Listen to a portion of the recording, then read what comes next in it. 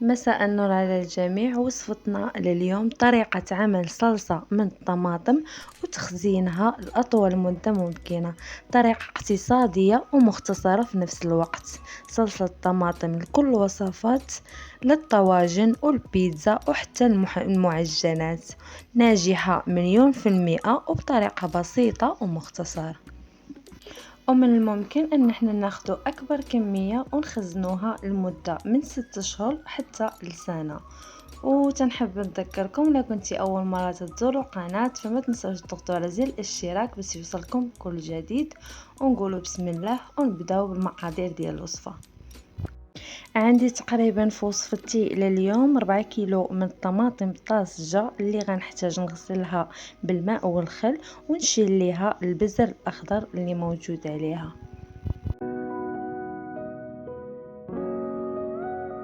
وغناخد كل حبة ونقسمها على 4 اجزاء بهذا الشكل هذا.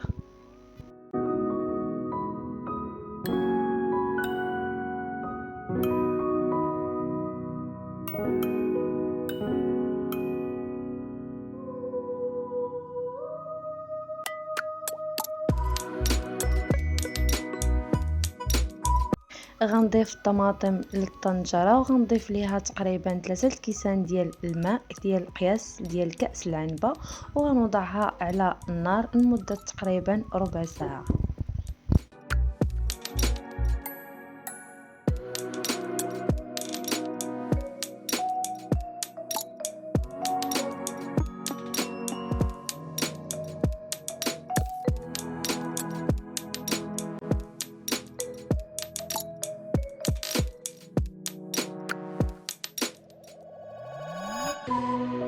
وبعد ما تطبخ بهذا الشكل هذا غنضربها او نخلطها بالميكسور اي الهاند بلندر، او حتى يمكن لكم تستخدموا الخلاط الكهربائي. وغناخد صفايه ونصفيها حتى تيتعزل القشور والبزر ديالها وتتصفى عندي صلصه ناعمه بدون بزر ولا قشر بهذا الشكل هذا وبهذه الطريقه هذه.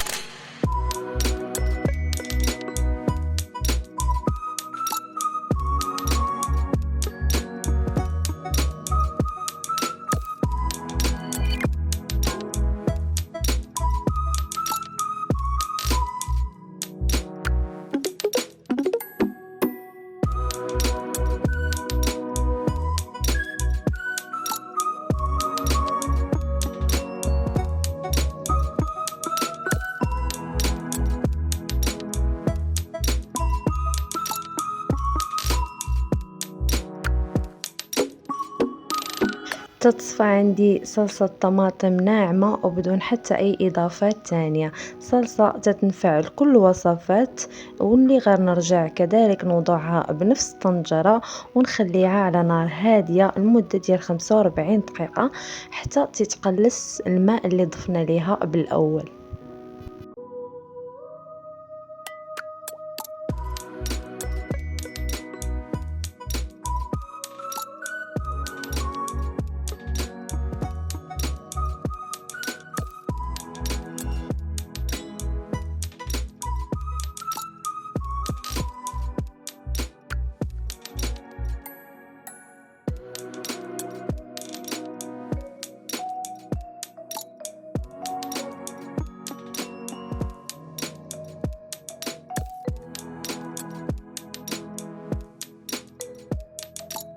والنتيجة تنحصل على صلصة طماطم خضراء وطبيعية اللي غنتركها حتى تتبرد وغنحتفظ بها بأكياس ديال الطعام أو حتى علب زجاجية غنحتفظ بها في المجمد وغنستعملها لكل الوصفات.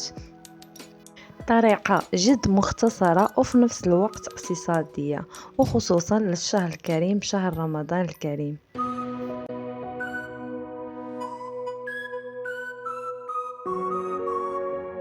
تنتمنى اني نكون وفدتكم في وصفتنا للفيديو اليوم، والى الفيديو القادم ان شاء الله. وما تنسوش تضغطوا على زر الاشتراك باش يوصلكم كل جديد، ولايك للفيديو، وكل سنة وانتم بألف خير.